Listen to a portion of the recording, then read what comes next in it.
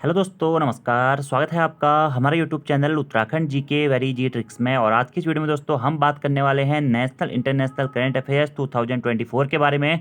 जैसा कि दोस्तों आपको बताया कि हमारी नेशनल इंटरनेशनल करंट अफेयर्स की सीरीज जो है वह मंथली चलती थी, लेकिन अभी बीच में आपके एग्जाम्स नहीं थे, इसलिए मैंने ये सीरीज कुछ समय से होल्ड में रखी हुई थी। तो फिलहाल दोस्तों अभी आने वाले समय में आप लोगों के एग्जाम्स आने वाले हैं, तो हम आज की इस वीडियो में मार्च 2024 के नेशनल इंटरनेशनल करंट अफेयर्स के बारे में बात करेंगे। और आपके एग्जाम से पहले ही दोस्तों मैं आपको अप्रैल और मई के भी नेशनल इंटरनेशनल करंट अफेयर्स इसी महीने करवा दूंगा, ठीक है। तो अगर आपने इससे पहले की नेशनल इंटरनेशनल करंट अफेयर्स की वीडियोस को दोस्तों नहीं देखा हुआ है तो आप उन वीडियोस को जरूर देख लीजिएगा। और अगर दोस्तों आप लोगों के अभी होने वाले एग्जाम्स हैं, जैसे कि इंटरमीडिएट लेवल का है और यूकेपीएससी के एग्जाम्स है, पीसीएस का एग्जाम पेपर है, तो दोस्तों आप लोग नवंबर से अपने करंट अफेयर्स को कंटिन्यूसली देख लीजिएगा। नवंबर 2023 के बाद से सारे करंट अफेयर्स की वीडियोज को आप लोग देख लीजिएगा।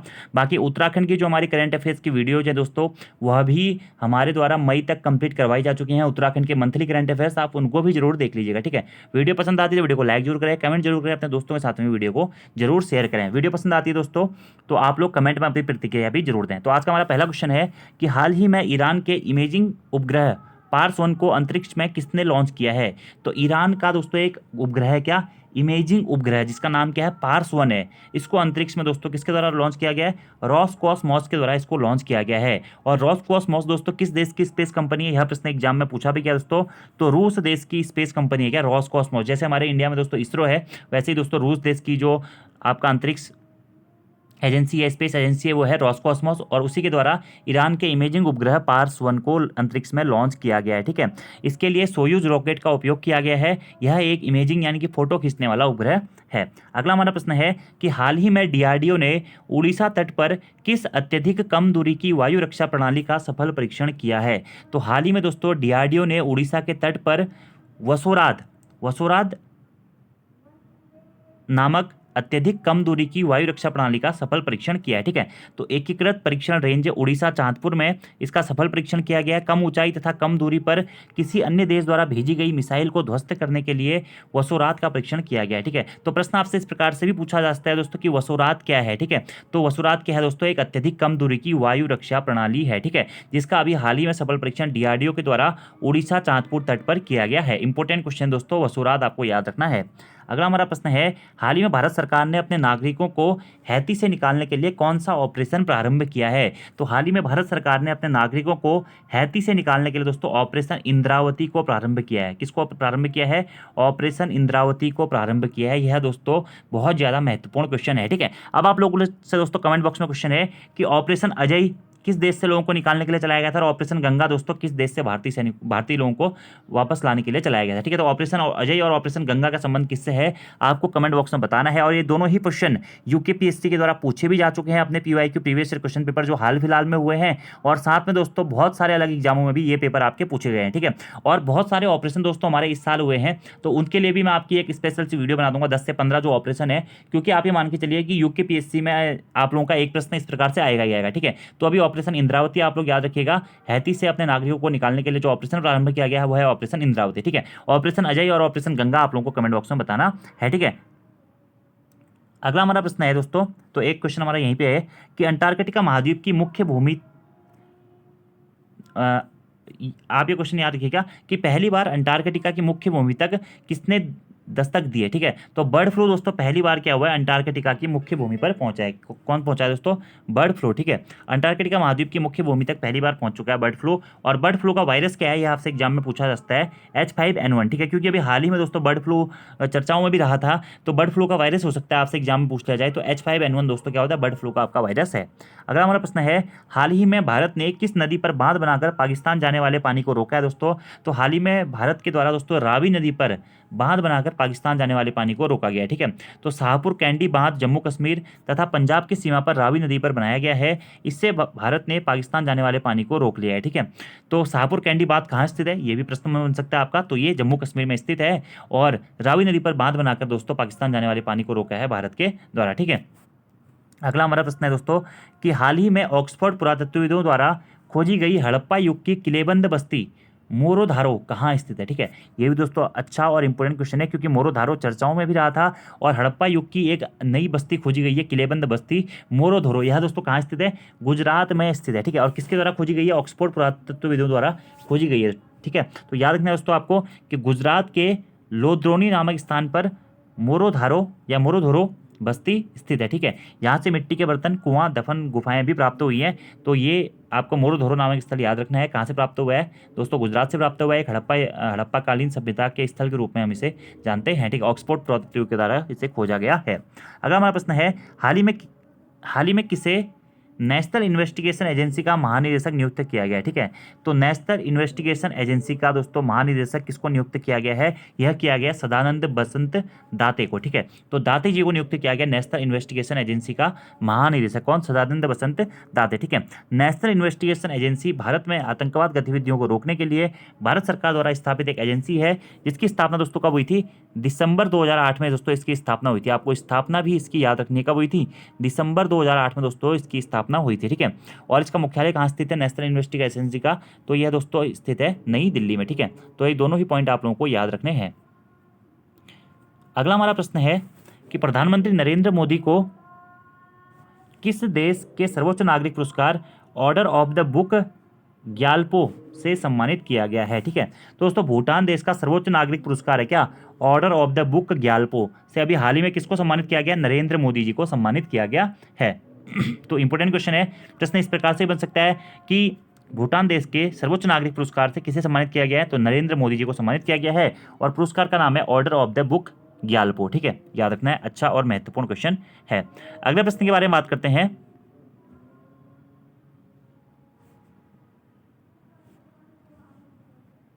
अगला हमारा प्रश्न है, हाल ही में भारत मलेशिया के बीच द्विपक्षीय समुद्री अभ्यास समुद्र लक्ष्मण कहाँ आयोजित हुआ है? दोस्तों ये समुद्र लक्ष्मण बहुत इंपॉर्टेंट नाम है, क्योंकि एग्जाम में यह प्रश्न बनेगा आपका। देख लीजिएगा किस किस देश के मध्य में यह समुद्री अभ्यास आयोजित हुआ है? दोस्तों भारत और मलेशिया के मध्य में यह समुद्री अभ्यास आयोजित हुआ है। और कहाँ पर हुआ है दोस्तों? यह विशाखापट्टनम में इस समुद्री अभ्यास समुद्र लक्ष्मण का आयोजन किया गया है, ठीक है। तो कहाँ आयोजित हुआ है भारत और मलेशिया के बीच में द्विपक्षीय समुद्री अभ्यास समुद्र लक्ष्मण दोस्तों?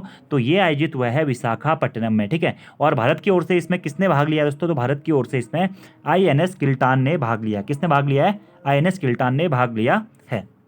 अगला हमारा प्रश्न है, हाल ही में भारतीय फार्मा मानकों को मान्यता देने वाला दुनिया का पहला स्पेनिश भाषा देश कौन सा है, ठीक है।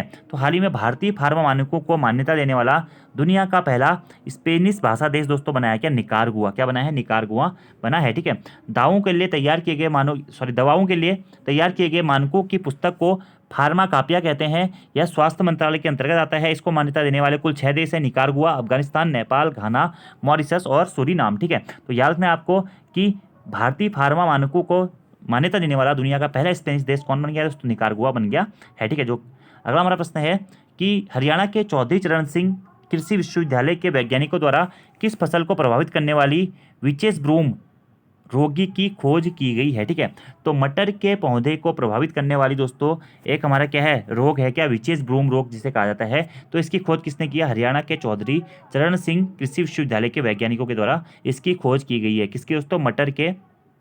मटर को प्रभावित करने वाली विचेस ब्रूम रोगी की खोज की गई, ठीक है। इस रोग में फूलों में एक अलग प्रकार का परिवर्तन देखने को मिलता है। इसके उच्च संक्रमण के कारण फसलों के पैदावार में गिरावट भी दर्ज की गई है, ठीक है। तो अच्छा और दोस्तों महत्वपूर्ण क्वेश्चन है, एग्जाम में आपसे पूछा जा सकता है यह प्रश्न, ठीक है। तो याद रखना है आपको दोस्तों क्या कि जो रोग है, रोग का नाम क्या है? मटर के पौधों पर जो रोग होता है उसकी खोज अभी हाल ही में हुई है, इसका नाम है विचेस ब्रूम, ठीक है। अगला हमारा प्रश्न है, खेलो इंडिया यूनिवर्सिटी गेम्स 2023 में सर्वाधिक पदक किसने जीते हैं, ठीक है। 2023 यहाँ पे हुआ है, ठीक है। तो खेलो इंडिया यूनिवर्सिटी गेम 2023 में सर्वाधिक पदक दोस्तों किसने जीते हैं? चंडीगढ़ यूनिवर्सिटी ने इसमें सर्वाधिक पदक जीते हैं, ठीक है। तो हाल ही में खेलो इंडिया यूनिवर्सिटी गेम्स का चौथा क्रम का आयोजन किया गया था। अष्टलक्ष्मी इसका शुभंकर था। इसका आयोजन दोस्तों असम राज्य में हुआ था और चंडीगढ़ के पास 71 पदक आए हैं और चंडीगढ़ यूनिवर्सिटी ने खेलो इंडिया यूनिवर्सिटी गेम 2023 में सर्वाधिक पदक प्राप्त किए हैं, ठीक है। आयोजन कहाँ हुआ था? इसका असम में हुआ था, याद रखना है आपको। और चौथे क्रम के दोस्तों खेलो इंडिया यूनिवर्सिटी गेम्स यह आयोजित हुए थे, ठीक है। अगला हमारा प्रश्न है, INS जटायु का उद्घाटन कहाँ हुआ है, ठीक है। तो INS जटायु का जो उद्घाटन है दोस्तों वह लक्षद्वीप में हुआ है, ठीक है। कहाँ पे? लक्षद्वीप में हुआ है। INS यानी कि इंडियन नेवल शिप जटायु, इसका उद्घाटन दोस्तों कहाँ पे हुआ है? लक्षद्वीप के सबसे बड़े द्वीप मिनिकॉय में दोस्तों इसका उद्घाटन हुआ है, ठीक है। यह सेकंड नेवल बेस है। इसका पहला नेवल बेस क्या है दोस्तों? INS दीप रक्षक है, ठीक है। तो याद रखना आपको INS जटायु का उद्घाटन कहाँ हुआ है? लक्षद्वीप में हुआ है और इसका उद्घाटन मिनिकॉय लक्षद्वीप का जो सबसे बड़ा द्वीप है उसमें किया गया है, ठीक है। और यह दूसरा दोस्तों नेवल बेस शिप है, ठीक है। और पहला नेवल बेस शिप कौन सा है? INS दीप रक्षक है। अगला हमारा प्रश्न है, हाल ही में सर्वाधिक 5 करोड़ आयुष्मान कार्ड जारी करने वाला देश का पहला राज्य कौन बन गया है, ठीक है। तो सर्वाधिक दोस्तों 5 करोड़ आयुष्मान कार्ड जारी करने वाला देश का पहला राज्य दोस्तों बन गया कौन? उत्तर प्रदेश, ठीक है। आयुष्मान भारत योजना की शुरुआत 23 सितंबर 2018 में रांची झारखंड से हुई थी। इसमें प्रति परिवार 5 लाख रुपए तक का स्वास्थ्य बीमा प्राप्त होता है, ठीक है। तो आयुष्मान कार्ड जारी करने वाला देश का पहला राज्य कौन बन गया दोस्तों? उत्तर प्रदेश बन गया, ठीक है। यानी कि सर्वाधिक 5 करोड़ आयुष्मान कार्ड जारी कर दिए हैं किसने? उत्तर प्रदेश ने, ठीक है। और आयुष्मान भारत योजना की शुरुआत कब हुई थी दोस्तों? तो 2018 में इसकी शुरुआत हुई थी। कहाँ से?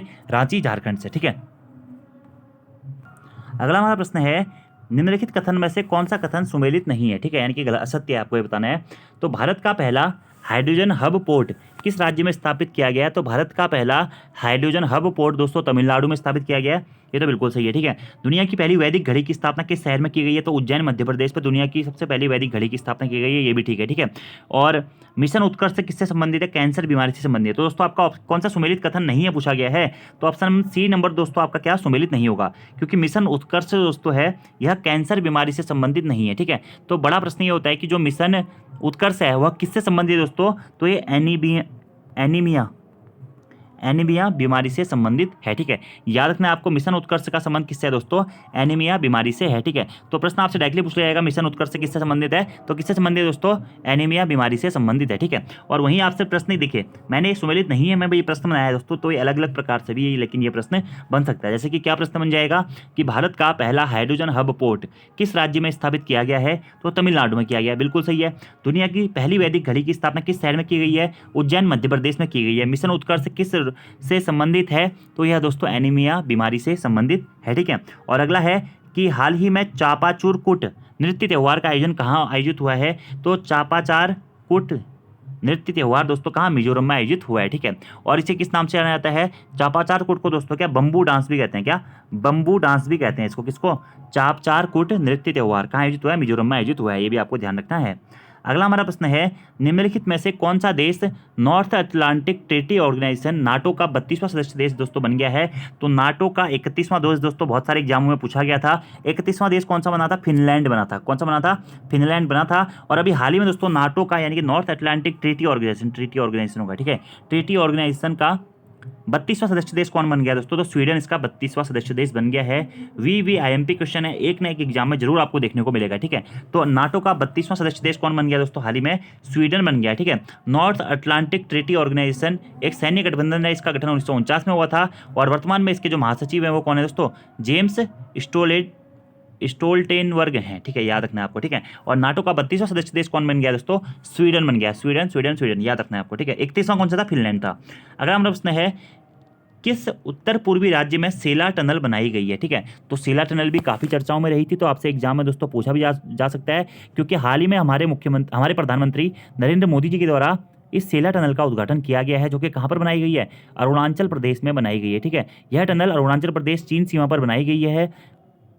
यह टनल दोस्तों चीन और भारत की कनेक्टिविटी बढ़ाने के लिए बनाई गई है, ठीक है। तो किस उत्तर पूर्वी राज्य में सेला टनल बनाई गई है दोस्तों? याद रखना आपको, अरुणाचल प्रदेश में सेला टनल बनाई गई है, ठीक है। हाल ही में प्रधानमंत्री नरेंद्र मोदी जी ने अरुणाचल प्रदेश की सेला टनल का उद्घाटन किया है। यह टनल चीन सीमा पर बनाई गई है, ठीक है। इस टनल से चीन और भारत की कनेक्टिविटी बढ़ेगी। अगला हमारा प्रश्न है दोस्तों कि प्रो कबड्डी लीग का 10वां सीजन किस टीम ने जीता है, ठीक है। तो प्रो कबड्डी लीग का 10वां सीजन दोस्तों किसने जीता है? पुनेरी पल्टन ने जीता है। किसने जीता है? पुनेरी पल्टन ने जीता है। अगला प्रश्न है, निम्नलिखित कथनों में से कौन सा कथन सत्य नहीं है, ठीक है।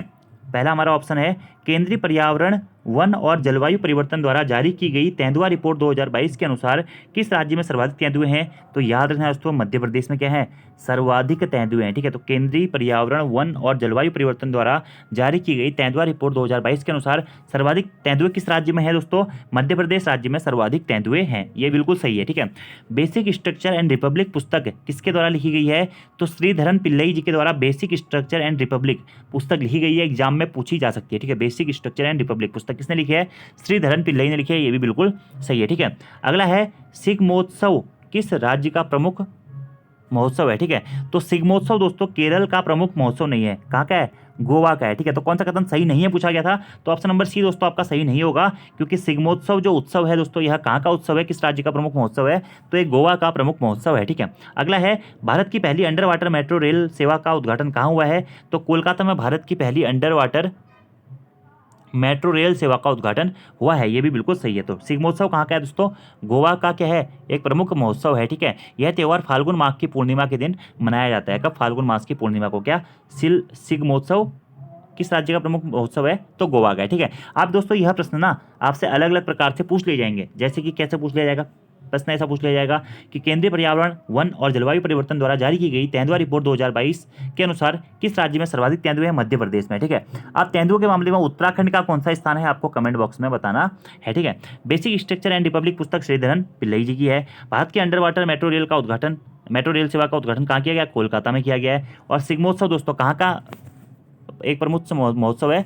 गोवा का एक प्रमुख महोत्सव है। अगला हमारा प्रश्न है, हाल ही में तीसरी खाद्य अपशिष्ट सूचकांक रिपोर्ट 2024 किसके द्वारा जारी की गई है? तो हाल ही में दोस्तों संयुक्त राष्ट्र पर्यावरण कार्यक्रम, ठीक है, यूएनईपी के द्वारा दोस्तों तीसरी खाद्य अपशिष्ट सूचकांक रिपोर्ट 2024 जारी की गई है, ठीक है। यह प्रश्न बन सकता है कि खाद्य अपशिष्ट सूचकांक रिपोर्ट कौन जारी करता है? तो यूएनईपी के द्वारा ये दोस्तों यह रिपोर्ट जारी की जाती है, ठीक है। संयुक्त राष्ट्र पर्यावरण कार्यक्रम के बारे में बात करें दोस्तों तो इसकी स्थापना हुई थी 1948 में। 2022 में खाद्य अपशिष्ट कितना है? 19% है, ठीक है। अर्थात जितना हमने उत्पादन किया है उसका 19% क्या हुआ है दोस्तों? वेस्ट हुआ है, ठीक है। भुखमरी सूचकांक में दोस्तों भारत का कौन सा स्थान है? तो भुखमरी सूचकांक में भारत दोस्तों कौन से 111वें स्थान पर है। आपको यह भी ध्यान रखना है, ठीक है। तो खाद्य अपशिष्ट सूचकांक रिपोर्ट 2024 किसने जारी की है? यूएनईपी के द्वारा जारी की गई है। अभी खाद्य अपशिष्ट कितना है? 19% है, यानी कि जितना हमने उत्पादन किया है उसका 19% दोस्तों हम क्या करते हैं? वेस्ट करते हैं। अगर भारत के बारे में पूछा जाएगा कि भुखमरी सूचकांक या हंगर इंडेक्स में दोस्तों भारत की रैंक क्या है? ये भी बहुत अच्छा VBIMP क्वेश्चन है कि हंगर इंडेक्स में भारत की रैंक क्या है दोस्तों? तो 111वीं है, ये याद रखना है आपको, ठीक है। और संयुक्त राष्ट्र पर्यावरण कार्यक्रम की स्थापना कब हुई थी? 1948 में हुई थी। अगला हमारा प्रश्न है, हाल ही में अडानी समूह ने दुनिया के सबसे बड़े एकल स्थान वाले तांबा विनिर्माण संयंत्र का उद्घाटन कहाँ किया है? ठीक है, तो हाल ही में दोस्तों अडानी समूह ने दुनिया के सबसे बड़े एकल स्थान वाले तांबा विनिर्माण संयंत्र का उद्घाटन दोस्तों कहाँ पे? गुजरात में किया है। ठीक है, इसकी क्षमता जो है 1 मिलियन टन प्रतिवर्ष होगी। इसका उद्देश्य हमारे देश में तांबे का निर्माण तथा तांबे के आयात को कम करना है। अडानी समूह की इस कंपनी का नाम कच्छ कॉपर कंपनी है। ठीक है, तो याद रखना है आपको, तांबा विनिर्माण संयंत्र जो कि दुनिया का सबसे बड़ा एकल तांबा निर्माण संयंत्र होगा, कहाँ इसका उद्घाटन किया गया है? गुजरात में इसका उद्घाटन किया गया है। अगला हमारा प्रश्न है, हाल ही में दुनिया के पहले ओम आकार के मंदिर का उद्घाटन कहाँ हुआ है? ठीक है, तो हाल ही में दोस्तों दुनिया के पहले ओम आकार के मंदिर का उद्घाटन दोस्तों कहाँ पे हुआ है? राजस्थान में हुआ है। ठीक है, राजस्थान के पाली जिले में इस ओम आकार के मंदिर का उद्घाटन किया गया है। ठीक है, यह मंदिर दोस्तों कौन सी शैली में बना हुआ है? नागर शैली में बना हुआ है। ठीक है, इसमें 2000 स्तंभ हैं, इसकी ऊंचाई 135 फीट है। यहाँ पर गुरु माधवानंद की समाधि मंदिर भी बनाया गया है। ठीक है, तो ओम आकार का मंदिर का उद्घाटन कहाँ पे हुआ है? राजस्थान में हुआ है।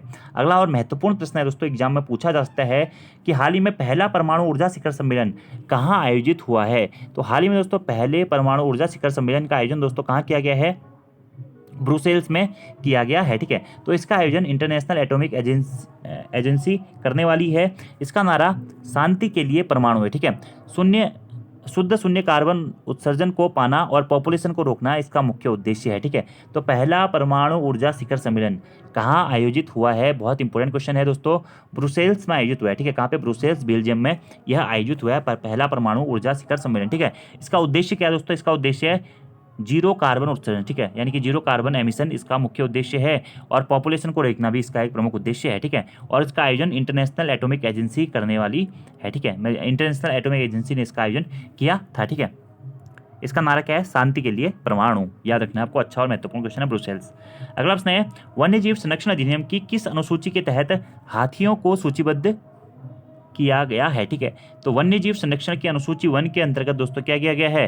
हाथियों को सूचीबद्ध किया गया है। ठीक है, हाल ही में केंद्र ने बंदी हाथी नियम 2024 नामक नियमों को अधिसूचित किया है। यह नियम बताते हैं कि हाथियों को राज्यों के भीतर या बाहर फिर राज्यों के बीच स्थानांतरित किस तरीके से किया जा सकता है। हाथी जंगली हो या बंदी, किसी भी प्रकार से उनका व्यापार नहीं किया जा सकता है। तो वन्य जीव व्यापार संरक्षण अधिनियम या वन्य जीव संरक्षण अधिनियम के तहत दोस्तों किस अनुसूची के तहत हाथियों को सूचीबद्ध किया गया? तो अनुसूची 1 के तहत। ठीक है, अगला प्रश्न है, अंतर्राष्ट्रीय महिला दिवस दोस्तों कब मनाया जाता है? तो अंतर्राष्ट्रीय महिला दिवस दोस्तों प्रत्येक वर्ष 8 मार्च को मनाया जाता है। ठीक है, और इस बार के अंतर्राष्ट्रीय महिला दिवस की थीम क्या है दोस्तों? तो इंस्पायर इंक्लूजन इसकी थीम थी। ठीक है, 1975 में संयुक्त राष्ट्र ने पहली बार दोस्तों आधिकारिक रूप से अंतर्राष्ट्रीय महिला दिवस को मनाया था। ठीक है, तो 8 मार्च 1975 को पहली बार दोस्तों अंतर्राष्ट्रीय महिला दिवस मनाया गया था, और इस बार अंतर्राष्ट्रीय महिला दिवस 2024 8 मार्च, और इसकी थीम है क्या? Inspire inclusion. ठीक है, अगला हमारा प्रश्न है, हाल ही में अंतर्राष्ट्रीय फुटबॉल में 150 मैच की उपलब्धि हासिल करने वाले पहले भारतीय खिलाड़ी कौन बन गए हैं? तो अंतर्राष्ट्रीय फुटबॉल में दोस्तों 150 मैच की उपलब्धि हासिल करने वाले पहले भारतीय खिलाड़ी बन गए हैं कौन? सुनील छेत्री। और अभी दोस्तों हाल ही में इन्होंने क्या संन्यास भी ले लिया है, ठीक है, हाल ही में इन्होंने क्या ले लिया है? संन्यास भी ले लिया है, इसलिए भी आपको इनको याद रखना है। सुनील छेत्री ने क्या किया है? फुटबॉल से संन्यास भी ले लिया है, ठीक है। अगला हमारा प्रश्न है, और ये सर्वाधिक मैच खेलने वाले विश्व के 8वें खिलाड़ी हैं, आपको याद रखना है। सर्वाधिक मैच खेलने वाले जो खिलाड़ी हैं वह अभी वर्तमान में कौन है? रोनाल्डो है, ठीक है। अगला हमारा प्रश्न है, और भारत में सर्वाधिक जो मैच है फुटबॉल के या अंतर्राष्ट्रीय फुटबॉल के मैच खेलने वाले जो खिलाड़ी हैं वो हैं सुनील छेत्री, ठीक है। अगला हमारा प्रश्न है, हाल ही में फार्मास्यूटिकल्स कंपनी अकूम्स द्वारा लॉन्च पहला स्वदेशी हाइड्रोक्सी यूरिया ओरल सस्पेंस का संबंध किससे है? ठीक है, तो हाल ही में दोस्तों फार्मास्यूटिकल कंपनी अकूम्स द्वारा लॉन्च पहला स्वदेशी हाइड्रोक्सी यूरिया ओरल सस्पेंस का संबंध दोस्तों किससे है? सिकल सेल से, ठीक है, किससे है? सिकल सेल से, ठीक है। यह कंपनी दिल्ली के अंदर स्थित है, दवाई बनाने वाली कंपनी है, और हाइड्रोक्सी यूरिया ओरल सस्पेंस स्वदेशी है। इसकी कीमत विदेश की तुलना में विदेशी कीमत का केवल 1% है, ठीक है। तो इंपॉर्टेंट क्वेश्चन है, याद रखना है कि अकुम्स द्वारा लॉन्च पहला स्वदेशी जो हाइड्रोक्सी यूरिया ओरल सस्पेंस का संबंध किससे है? सिकल सेल से, किससे? सिकल सेल से है। अगला हमारा प्रश्न है कि हाल ही में चर्चा में रही फ्रांसिस स्कॉट ब्रिज ढहने की घटना कहाँ हुई है? ठीक है, तो हाल ही में चर्चाओं में रही थी दोस्तों ये घटना कि जो हमारा फ्रांसिस स्कॉट ब्रिज है वो ढह गया था। तो यह घटना दोस्तों कहाँ की है? तो ये दोस्तों हमारा अमेरिका की घटना है, यूएसए के अंदर मैरीलैंड के बाल्टीमोर स्थान पर एक फ्रांसिस स्कॉट ब्रिज था। इसका निर्माण 1970 में हुआ था। यहाँ एक सिंगापुर का कंटेनर जहाज बाल्टीमोर से कोलंबो की ओर जा रहा था। इस जहाज के टकराने पर फ्रांसिस स्कॉट ब्रिज टूट गया, ठीक है, इंपॉर्टेंट क्वेश्चन है।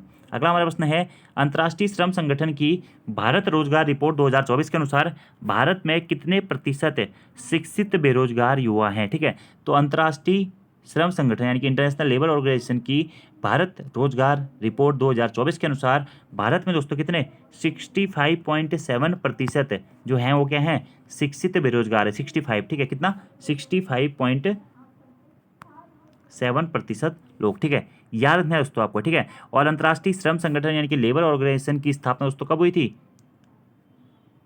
1949 में दोस्तों अंतर्राष्ट्रीय श्रम संगठन की स्थापना हुई थी। और इसका मुख्यालय कहाँ स्थित है? तो जेनेवा स्विट्जरलैंड में इसका मुख्यालय स्थित है। कहाँ पे? जेनेवा स्विट्जरलैंड में इसका मुख्यालय स्थित है, ठीक है।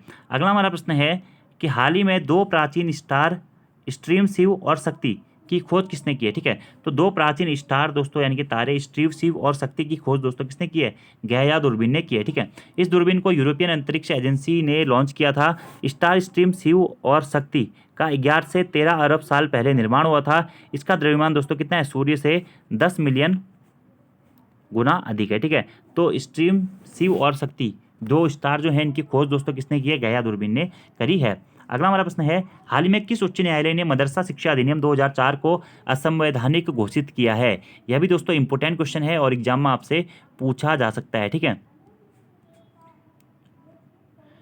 तो दोस्तों इलाहाबाद हाईकोर्ट के द्वारा मदरसा शिक्षा अधिनियम 2004 को असंवैधानिक घोषित किया, किसके द्वारा? इलाहाबाद हाईकोर्ट के द्वारा, ठीक है। मदरसा शिक्षा अधिनियम 2004 आर्टिकल 14, 21 और 21 के खिलाफ है और इसी को देखते हुए दोस्तों इसे क्या हुआ? असंवैधानिक घोषित कर दिया गया है, ठीक है। अगला हमारा प्रश्न है, हाल ही में एबेल पुरस्कार के लिए किसका चयन किया गया है? तो मिशेल तालाग्रैन, ठीक है। एबेल पुरस्कार दोस्तों गणित शिक्षा के क्षेत्र में दिया जाता है। यह पुरस्कार नॉर्वे में मिलता है, ठीक है। और हाल ही में एबेल पुरस्कार से दोस्तों किसका चयन किया गया है? तो एबेल पुरस्कार के लिए मिशेल तालाग्रैन का चयन किया गया है, ठीक है। अभी दोस्तों मैंने आपको इंटरनेशनल आईएलओ का क्वेश्चन बताया ना, लेबर ऑर्गेनाइजेशन, तो आईएलओ की स्थापना 1919 में हुई थी, ठीक है। तो ये आप सही कर लीजिएगा, क्या अंतर्राष्ट्रीय श्रम संगठन की स्थापना 1919, तो वो गलती से शायद मैंने 1949 बोल दिया था, 1919 में इसकी मुख्य स्थापना हुई थी, ठीक है। और इसका मुख्यालय कहाँ है दोस्तों? इसका मुख्यालय है जेनेवा में, ठीक है, याद रखना है आपको। अगला हमारा प्रश्न है, एबेल पुरस्कार बता दिया था मैंने आपको, मिशेल तालाग्रैन, ठीक है। अगला प्रश्न है, सीमा सुरक्षा बल यानी कि बीएसएफ की पहली महिला स्नाइपर कौन बनी है? ठीक है, तो बीएसएफ की पहली महिला स्नाइपर बनी है दोस्तों कौन? सुमन कुमारी, याद रखना है। 2021 में यह बीएसएफ में शामिल हुई थी और बीएसएफ की पहली महिला स्नाइपर कौन बनी है? सुमन कुमारी जी बनी है, ठीक है, यानी कि सैन्य निशानेबाज। दुनिया का पहला देश कौन सा है जिसने गर्भपात को संवैधानिक अधिकार दिया है? ये भी दोस्तों वीवीआईएमपी क्वेश्चन है, एग्जाम में पूछा जा सकता है दोस्तों। तो फ्रांस दोस्तों दुनिया का पहला ऐसा देश है जिसने गर्भपात को संवैधानिक अधिकार दिया हुआ है, ठीक है। तो 4 मार्च को फ्रांस ने गर्भपात को संवैधानिक अधिकार दे दिया, ठीक है, यह रखना आपको। अगला हमारा प्रश्न है कि निम्नलिखित में से कौन सा असत्य कथन है? किस राज्य में स्थित कुलशेखरपट्टनम में इसरो के दूसरे स्पेस पोर्ट के आधारशिला रखी गई है। ठीक है, तो इसरो के दूसरे स्पेस पोर्ट की आधारशिला दोस्तों कहाँ रखी गई है? तमिलनाडु के कुलशेखरपट्टनम में रखी गई है। ठीक है, तो इसको आप मिला के लिखिएगा, कुलशेखरपट्टनम। कुलशेखरपट्टनम में दोस्तों इसरो के दूसरे स्पेस पोर्ट की आधारशिला रखी गई है। अपने आप में ही बहुत इंपॉर्टेंट क्वेश्चन है दोस्तों, आपसे प्रश्न इस प्रकार डायरेक्टली पूछा जा सकता है कि कुलशेखरपट्टनम क्या है। ठीक है, तो क्या दोस्तों, एक क्या है? स्पेस पोर्ट है, स्पेस इसरो का एक स्पेस पोर्ट है। ठीक है, और इसकी आधारशिला कहाँ रखी गई है? तमिलनाडु में रखी गई है। ठीक है, अगला हमारा ऑप्शन है, ये तो बिल्कुल सही है। ठीक है, भारत की जन औषधि पहल में शामिल होने वाला पहला देश कौन सा है? तो मॉरिशस दोस्तों भारत की जन औषधि पहल में शामिल होने वाला पहला देश है, ये भी बिल्कुल सही है। ठीक है, अगला है, किस राज्य की आभूषण कला सिल्वर फिलिग्री को जीआई टैग दिया गया है? तो उड़ीसा राज्य की आभूषण कला सिल्वर फिलिग्री को जीआई टैग दिया गया है, ये भी दोस्तों बिल्कुल सही है। तो कौन सा सम्मिलित नहीं है पूछा गया? तो ऑप्शन नंबर सी दोस्तों आपका सम्मिलित नहीं है, क्योंकि अंतर्राष्ट्रीय गीता महोत्सव 2024 का आयोजन दोस्तों कुरुक्षेत्र में नहीं हुआ है। अब बड़ी बात यह है कि अंतर्राष्ट्रीय जो गीता महोत्सव है इसका आयोजन दोस्तों कहाँ हुआ है? तो अंतर्राष्ट्रीय गीता महोत्सव का दोस्तों जो आयोजन है वह श्रीलंका में हुआ है। ठीक है, तो अंतर्राष्ट्रीय गीता महोत्सव 2024 का आयोजन कहाँ पे? श्रीलंका में। ठीक है, और अगर आपसे नॉर्मली क्वेश्चन पूछा जाएगा कि गीता महोत्सव, सिर्फ गीता महोत्सव पूछा जाता है या भारतीय गीता महोत्सव पूछा जाता, तो उसका आयोजन कुरुक्षेत्र में हुआ था, लेकिन यहाँ पर अंतर्राष्ट्रीय गीता महोत्सव 2024 है, तो इसका आयोजन दोस्तों कहाँ पे? श्रीलंका में हुआ था, तो ये आपका सम्मिलित नहीं होगा। अगला हमारा प्रश्न है, किस राज्य द्वारा भारत का पहला सरकार समर्थित OTT प्लेटफॉर्म लॉन्च किया गया है? ठीक है, तो केरल सरकार के द्वारा दोस्तों भारत का पहला सरकार समर्थित OTT प्लेटफॉर्म लॉन्च किया गया है। ठीक है, इस OTT प्लेटफॉर्म का नाम सी स्पेस है। क्या है? सी स्पेस है। इसका उद्देश्य मलयालम सिनेमा को बढ़ावा देना है। तो सर, देश किस राज्य के द्वारा भारत का पहला सरकार समर्थित OTT प्लेटफॉर्म लॉन्च किया गया है? तो केरल के द्वारा लॉन्च किया गया है। अगला हमारा प्रश्न है दोस्तों कि हाल ही में चर्चाओं में रही छत्तीसगढ़ की गेवरा खान किस खनिज से संबंधित है? तो छत्तीसगढ़ की जो दोस्तों गेवरा खान है, यह दोस्तों एशिया की सबसे बड़ी कोयला खान बनने वाली है। ठीक है, इसीलिए वे चर्चाओं में रही थी। और कहाँ स्थित है? छत्तीसगढ़ में स्थित है। क्या है? कोयला की खान है। ठीक है, तो गेवरा खान किस खनिज से संबंधित है? कोयला से संबंधित है। ठीक है, तो गेवरा खान एशिया की सबसे बड़ी कोयला खान बनने वाली है। इस खान की उत्पादन क्षमता को 2.25 करोड़ टन से बढ़ाकर 7 करोड़ टन सालाना करने के लिए मंजूरी प्रदान की गई है। अगला हमारा प्रश्न है, केंद्र सरकार द्वारा उन्नति योजना 2024 को मंजूरी दी गई है। उन्नति योजना के लिए 10 वर्षों के लिए कितने रुपये आवंटित किए गए हैं? ठीक है, तो उन्नति योजना के लिए 10 वर्षों के लिए दोस्तों आपका 10,000 करोड़ रुपये आवंटित किए गए। ठीक है, तो उन्नति योजना 2024 दोस्तों लागू की गई है, मंजूरी मिली है इसकी। इसके लिए 10 वर्षों के लिए कितने रुपए आवंटित किए गए हैं? 10,000 करोड़ रुपए दोस्तों आवंटित किए गए हैं। ठीक है, केंद्र सरकार के द्वारा उत्तर पूर्व क्षेत्र में औद्योगिकरण को बढ़ावा देने के लिए उन्नति योजना 2024 को मंजूरी दी गई है। उन्नति योजना का पूर्ण रूप है उत्तर पूर्व ट्रांसफॉर्मेटिव इंडस्ट्रियलिज्म स्कीम। ठीक है, यानी कि उत्तर पूर्व परिवर्तनकारी औद्योगिकरण योजना। इसका उद्देश्य सामाजिक और आर्थिक विकास करना है तथा रोजगार उत्पन्न करना है। और यह प्रश्न दोस्तों आपका VVIMP है, डायरेक्टली आपसे उन्नति की फुल फॉर्म भी पूछी जा सकती है कि उन्नति योजना को अभी हाल ही में केंद्र सरकार के द्वारा मार्च 2024 में मंजूरी दी गई है, जिसके लिए 10 वर्षों के लिए 10,000 करोड़ रुपये आवंटित किए गए हैं। यह किस क्षेत्र से संबंधित है या किससे संबंधित है? तो दोस्तों उत्तर पूर्वी क्षेत्रों में औद्योगिकरण यानी इंडस्ट्रियलाइजेशन को बढ़ावा देने के लिए दोस्तों उन्नति योजना को मंजूरी दी गई है। और इस उन्नति की अगर फुल फॉर्म आपसे पूछा जाएगा दोस्तों तो क्या है? उत्तर पूर्व ट्रांसफॉर्मेटिव इंडस्ट्रियलिज्म स्कीम है। ठीक है, यानी कि उत्तर पूर्व परिवर्तनकारी औद्योगिकरण योजना इसका पूरा नाम है। ठीक है, इसका उद्देश्य क्या है? सामाजिक और आर्थिक विकास करना था, रोजगार को उत्पन्न करना है। अच्छा और इंपॉर्टेंट क्वेश्चन है, एग्जाम में पूछा जा सकता है। अगला हमारा प्रश्न है, वर्ष 2023 के लिए 33वां सरस्वती सम्मान से किसे सम्मानित किया जाएगा दोस्तों? तो वर्ष 2023 के लिए दोस्तों 33वें सरस्वती सम्मान से प्रभा वर्मा जी को सम्मानित किया जाएगा। ठीक है, वहीं दोस्तों 2022 में यह सम्मान किसको मिला था? 32वां सरस्वती सम्मान से किसको सम्मानित किया गया था? शिव शंकरी जी को सम्मानित किया गया था। और अभी दोस्तों वर्तमान में 33वें सरस्वती सम्मान से किसे सम्मानित किया गया है? प्रभा वर्मा जी को सम्मानित किया गया है। ठीक है, सरस्वती सम्मान साहित्य में योगदान के लिए दिया जाता है। भारतीय संविधान की 22 भाषाओं में यह पुरस्कार दिया जाता है, जो संविधान में दोस्तों जिन 22 भाषा को मान्यता प्राप्त है। ठीक है, इसकी शुरुआत 1991 में हुई थी। ठीक है, प्रभा वर्मा को यह सम्मान उनके काव्य संग्रह रुद्र सात्विकम के लिए दिया गया है। तो ये आपको इनकी काव्य संग्रह भी याद रखना है। कौन सी काव्य संग्रह के लिए दिया गया है दोस्तों? तो रुद्र सात्विकम के लिए दिया गया है। 2023 के लिए 33वां सरस्वती सम्मान। इंपॉर्टेंट क्वेश्चन है। अगला हमारा प्रश्न है, पेरिस ओलंपिक 2024 के ओपनिंग सेरेमनी में भारत के ध्वजवाहक कौन है? ठीक है, तो पेरिस ओलंपिक 2024 में भारत के ओपनिंग सेरेमनी में दोस्तों ध्वजवाहक कौन होंगे? अजंता शरत कमल होंगे। ठीक है, कौन? अजंता शरत कमल। ठीक है, ये क्या है दोस्तों? किस खेल से संबंधित है? एक टेबल टेनिस खिलाड़ी है। ओपनिंग सेरेमनी का आयोजन 26 जुलाई से 11 अगस्त 2024 तक होगा। ठीक है, फ्रांस की राजधानी पेरिस में दोस्तों इस पेरिस ओलंपिक 2024 का आयोजन किया जाएगा और इसके ओपनिंग सेरेमनी में भारत के ध्वजवाहक कौन होंगे, वो होंगे अजंता शरत कमल। ठीक है, जो कि एक टेबल टेनिस खिलाड़ी हैं। अगला प्रश्न है दोस्तों, ये भी बहुत इंपॉर्टेंट क्वेश्चन है, एग्जाम में पूछा जा सकता है। ठीक है, कि यूनाइटेड नेशनल डेवलपमेंट प्रोग्राम द्वारा जारी की गई लैंगिकता असमानता सूचकांक 2022 में भारत की क्या रैंक है दोस्तों। तो लैंगिकता असमानता सूचकांक 2022 में भारत की रैंक है दोस्तों कौन सी, 108 में। ठीक है, कितनी है, 108 में। ठीक है, तो लैंगिक असमानता सूचकांक 3 आयामों महिला और पुरुषों के बीच उपलब्धियों में असमानता को दर्शाता है। प्रजनन, स्वास्थ्य और स्वास्थ्य सशक्तिकरण और श्रम बाजार। ठीक है, 2022 में इसमें 193 देश शामिल हुए थे, इसमें से भारत कौन से स्थान पर है, 108वें स्थान पर है। तो लैंगिक असमानता सूचकांक 2022 में भारत की कौन सी रैंक है दोस्तों, तो भी 108वीं रैंक है, इंपोर्टेंट है। ठीक है, और इसमें जो 3 आयाम होते हैं इसके निर्धारण के क्या, प्रजनन, स्वास्थ्य सशक्तिकरण और श्रम बाजार। अगला प्रश्न है हमारा कि निम्नलिखित में से किस अखिल भारतीय शतरंज महासंघ AICF के अध्यक्ष के रूप में नियुक्त किया गया। ठीक है, तो किसे अखिल भारतीय शतरंज महासंघ AICF के अध्यक्ष के रूप में नियुक्त किया गया है, तो नितिन नारंग जी को दोस्तों क्या AICF के अध्यक्ष के रूप में नियुक्त किया गया है। ठीक है, अखिल भारतीय शतरंज महासंघ के यह सबसे युवा अध्यक्ष हैं। हरियाणा राज्य से AICF के अध्यक्ष बनने वाले यह प्रथम व्यक्ति हैं और AICF यानी कि अखिल भारतीय शतरंज महासंघ की स्थापना 1951 में हुई थी। ठीक है, अगला हमारा प्रश्न है वुमेन्स प्रीमियर लीग के सीजन 2 का खिताब किसने जीता है, तो रॉयल चैलेंज बेंगलोर ने दोस्तों किसको हरा करके, दिल्ली कैपिटल्स को हरा करके 8 विकेट से वुमेन्स प्रीमियर लीग के दूसरे सीजन का खिताब जीत लिया है। ठीक है, और पहले सीजन का खिताब किसने जीता था, मुंबई इंडियंस ने जीता था। ठीक है, 2023 से वुमेन्स प्रीमियर लीग की शुरुआत हुई थी। ठीक है, वहीं दोस्तों अगर इंडियन प्रीमियर लीग IPL की बात करें 2024, ठीक है, IPL 2024 का खिताब किसने जीता है दोस्तों, तो ये जीता है इसने किसने, KKR ने सनराइजर्स हैदराबाद ने, कोलकाता नाइट राइडर्स ने सनराइजर्स हैदराबाद को हरा करके दोस्तों हमारा IPL 2024 का खिताब जीता है। ठीक है, अगला प्रश्न है चर्चा में रहा पापीकोंडा राष्ट्रीय उद्यान किस राज्य में स्थित है, तो पापीकोंडा राष्ट्रीय उद्यान दोस्तों किस राज्य में स्थित है, आंध्र प्रदेश राज्य में स्थित है। ठीक है, यह राष्ट्रीय उद्यान पॉपी पहाड़ी पर गोदावरी नदी तक फैला हुआ है। यह एक महत्वपूर्ण पक्षी और जैव विविधता स्थल है। हाल ही में आंध्र प्रदेश के पापीकोंडा राष्ट्रीय उद्यान में Indian institute of science education and research द्वारा पक्षियों का सर्वेक्षण किया गया था, जहां 200 से अधिक पक्षियों की प्रजाति पाई गई है। ठीक है, तो कहाँ स्थित है, पापीकोंडा राष्ट्रीय उद्यान, तो आंध्र प्रदेश में स्थित है। अगला प्रश्न है विश्व जल दिवस कब मनाया जाता है, तो आप सभी लोगों को पता भी होगा कि 22 मार्च को विश्व जल दिवस मनाया जाता है। ठीक है, विश्व जल दिवस कब मनाया जाता है, 22 मार्च को, और इसकी थीम क्या है, वाटर फॉर पीस है। ठीक है, 22 अप्रैल को कौन सा दिवस मनाया जाता है और 22 मई को कौन सा दिवस मनाया जाता है, ये आपको कमेंट बॉक्स में बताना है, क्योंकि ये दोनों ही दिवस मैं आपको उत्तराखंड के करंट अफेयर्स में करा चुका हूँ। अगला प्रश्न है ऑल इंडिया रेडियो का महानिदेशक या समाचार, जो ऑल इंडिया रेडियो समाचार है या ऑल इंडिया रेडियो है उसका महानिदेशक किसे नियुक्त किया गया है, तो मौसमी चक्रवर्ती जी को इसका महानिदेशक नियुक्त किया गया है। ठीक है, मौसमी चक्रवर्ती 1991 बैच के भारतीय सूचना सेवा के अधिकारी हैं और इन्हें अभी दोस्तों हाल ही में क्या ऑल इंडिया रेडियो, ठीक है, AIR का महानिदेशक नियुक्त किया गया है।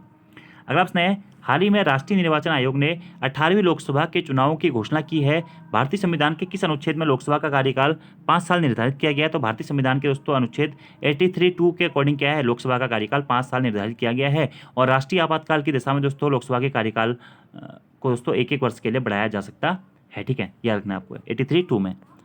अगला हमारा प्रश्न है United Nations sustainable development solution network द्वारा जारी की गई वर्ल्ड हैप्पीनेस रिपोर्ट 2024 में भारत की रैंक क्या है दोस्तों, तो वर्ल्ड हैप्पीनेस रिपोर्ट 2024 में भारत की रैंक है 126 में। ठीक है, तो जितनी भी रिपोर्ट है दोस्तों मैंने आज की इस वीडियो में आपको बताई हुई है, सभी रिपोर्टें आपको याद रखनी है, एग्जाम में जरूर पूछी जाती हैं। ठीक है, तो वर्ल्ड हैप्पीनेस रिपोर्ट 2024 में भारत की रैंक क्या है दोस्तों, तो यह है 126 में। ठीक है, इसमें कुल 143 देशों को शामिल किया गया है। 2023 की रिपोर्ट में भारत की 126वीं रैंक प्राप्त हुई थी।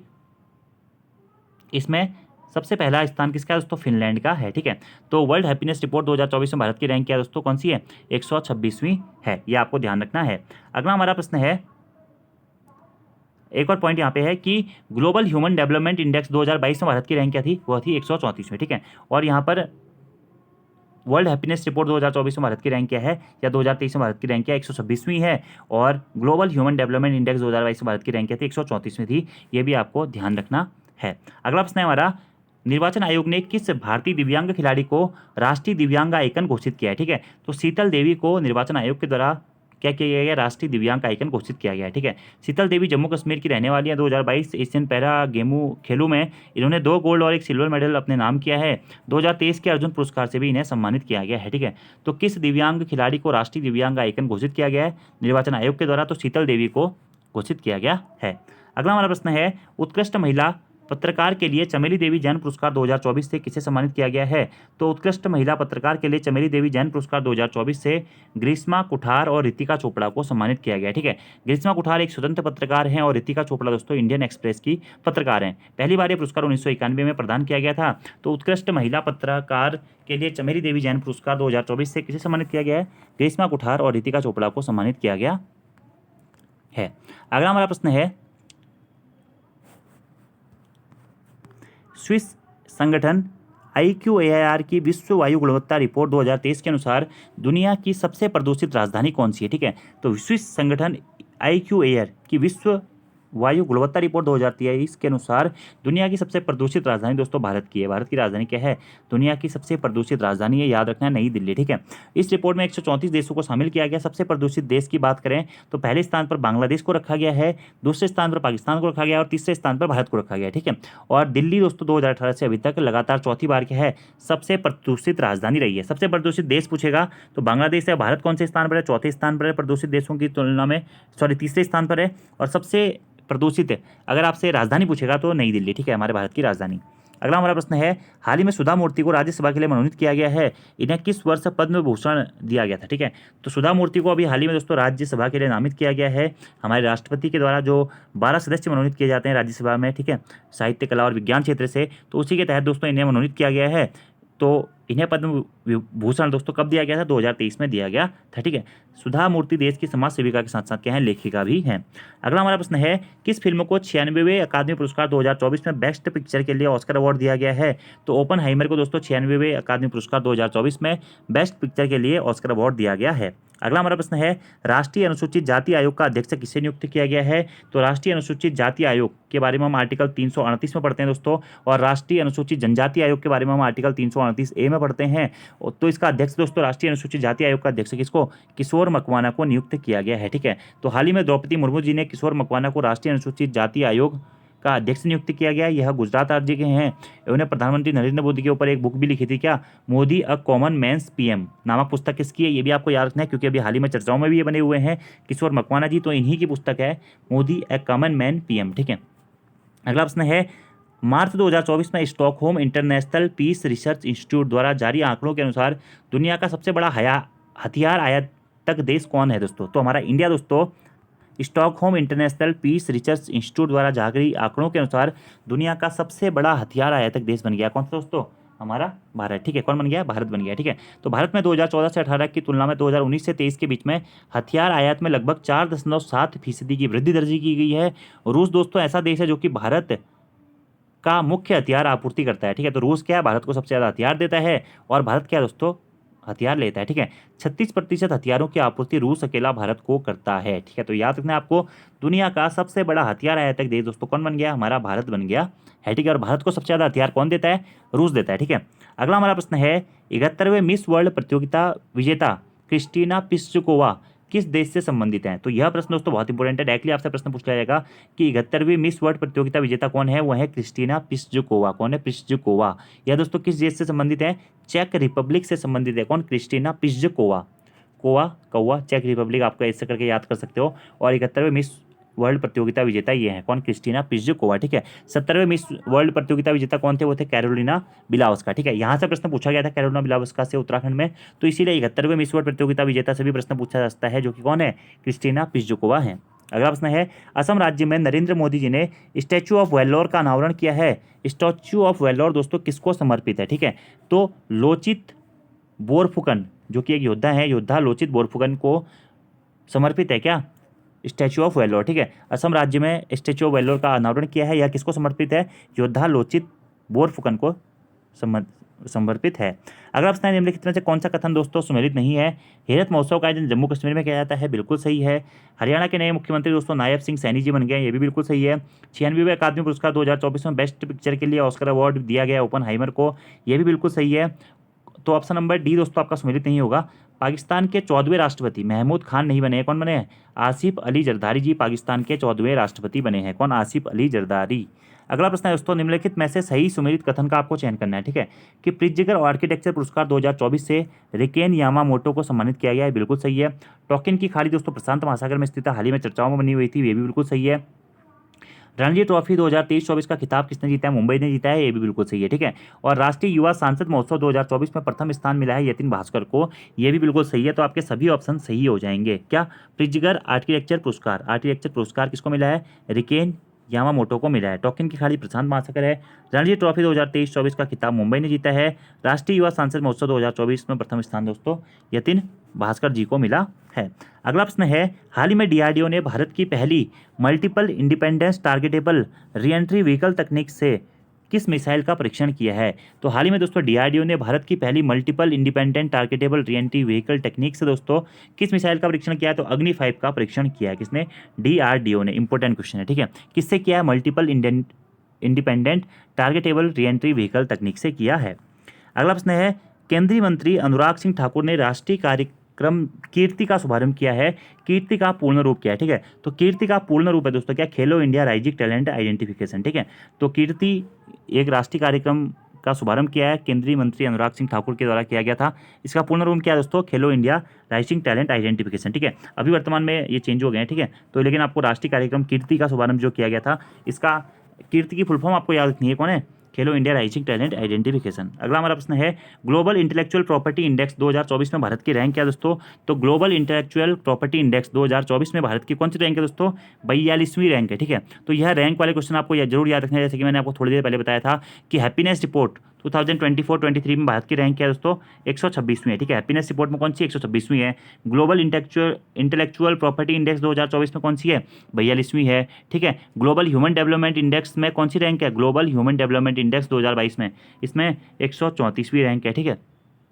तो इस प्रकार के क्वेश्चन आपको याद रखने हैं, ठीक है। अगला हमारा प्रश्न है कि हाल ही में राष्ट्रपति द्रौपदी मुर्मू के नाम पर रखी गई नई खोजी प्रजाति मेलानोक्लामिस द्रौपदी का संबंध किससे है? ठीक है, तो हाल ही में राष्ट्रपति द्रौपदी मुर्मू जी के नाम पर एक नई खोजी प्रजाति मेलानोक्लामिसिस द्रौपदी का संबंध दोस्तों किससे है? यह समुद्री स्लग से है, ठीक है। किससे है?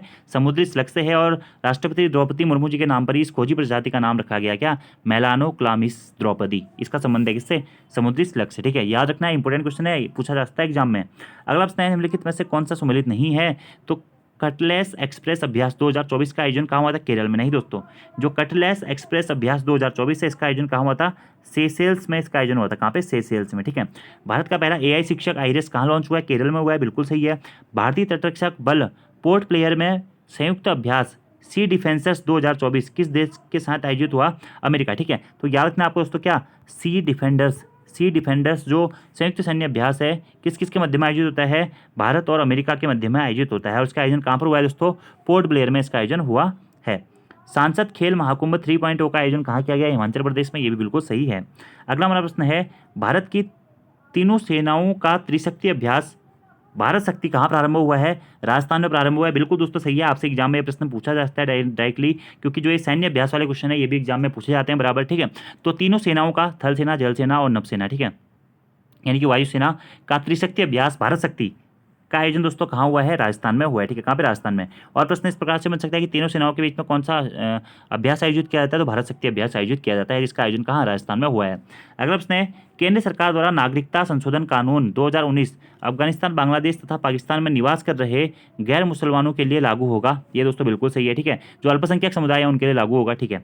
पशु तस्करी को रोकने के लिए ऑपरेशन कामधेनु कहाँ से प्रारंभ किया गया? जम्मू कश्मीर से। ये भी बिल्कुल सही है दोस्तों कि पशु तस्करी को रोकने के लिए ऑपरेशन कामधेनु का शुभारंभ जम्मू कश्मीर से किया गया है। और अगला है कि एक राष्ट्र एक चुनाव पर उच्च स्तरीय समिति की अध्यक्षता किसने करी थी? रामनाथ कोविंद ने करी थी। तो ये भी बिल्कुल सही है। तो कौन सा कथन सत्य कथन का चयन कीजिए? तो सभी ऑप्शन आपके सही हो जाएंगे। चारों क्वेश्चन बहुत इंपॉर्टेंट है। एक राष्ट्र एक चुनाव उच्च स्तरीय समिति का गठन किसने किया? रामनाथ कोविंद ने किया। इन्होंने कहा है कि अगली बार से एक राष्ट्र एक चुनाव होना चाहिए, उससे बहुत सारे फायदे हैं। भारत की तीनों सेनाओं के मध्य में जो अभ्यास होता है वो है भारत शक्ति अभ्यास। कहाँ आयोजित हुआ है? राजस्थान में हुआ है। अल्पसंख्यक या जो केंद्र सरकार द्वारा नागरिकता संशोधन विधेयक या कानून 2019 है, इसमें अफगानिस्तान, बांग्लादेश और पाकिस्तान में निवास कर रहे अल्पसंख्यकों के लिए लागू होता है। पशु तस्करी को रोकने के लिए ऑपरेशन कामधेनु दोस्तों जम्मू कश्मीर ने प्रारंभ किया है, ठीक है। और आज का दोस्तों हमारा लास्ट क्वेश्चन है कि हाल ही में संयुक्त राष्ट्र मानव विकास सूचकांक 2022 में भारत की कौन सी रैंक है? तो संयुक्त राष्ट्र मानव विकास सूचकांक में दोस्तों भारत की कौन सी रैंक है? तो ये 134वीं रैंक है, ठीक है। अभी थोड़ी देर पहले भी मैंने आपको एक क्वेश्चन करवाया हुआ था, तो ये क्वेश्चन दोस्तों आपको याद रखना है, ठीक है। तो याद रखना है, ग्लोबल इंटेलेक्चुअल प्रॉपर्टी इंडेक्स में भारत की 42वीं रैंक है। संयुक्त राष्ट्र मानव विकास सूचकांक 2022 में भारत की 134वीं रैंक है, ठीक है। संयुक्त राष्ट्र मानव विकास सूचकांक दोस्तों किसने जारी किया है? यूएनडीपी के द्वारा जारी किया गया है। हंगर इंडेक्स में भारत की 141वीं रैंक है। खुशहाली इंडेक्स या हैप्पीनेस इंडेक्स में भारत की 126वीं रैंक है। जेंडर इक्वलिटी इंडेक्स में भारत की 108वीं रैंक है। फायर पावर इंडेक्स में भारत की 4थी रैंक है, ठीक है। तो ये सारी रैंकें दोस्तों आपको याद रखनी है, क्योंकि आज की इस वीडियो में भी मैंने आपको बहुत सारी रैंकें कराई हुई थी, ठीक है। तो आपको दोस्तों आज की वीडियो कैसी लगी कमेंट बॉक्स में जरूर बताइएगा।